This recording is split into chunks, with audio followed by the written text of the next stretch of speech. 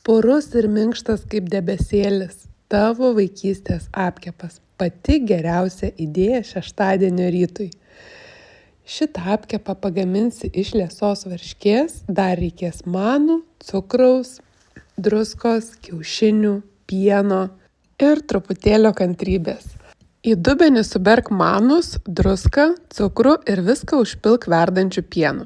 Gerai išmaišyk ir palik pastovėti 15 minučių. Dabar kiaušinių eilė, baltymus atskirk nuo trynių ir išplak iki standžių putų.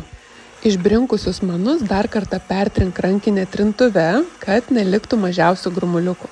Kai sutrinsi iki vientisos masės, viską supilk į varškę su tryniais ir vėl pasidarbuok su trintuve, kad apkepo tešla būtų glotni.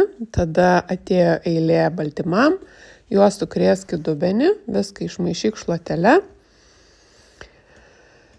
Ir viskas, apkepas paruoštas, supilk į kepimo formą. Kepti reikia 180 laipsnių temperatūroje valandą, orkaitė turėtų būti nustatyta viršus apačia, kepti reikia vidurinėje lentynoje.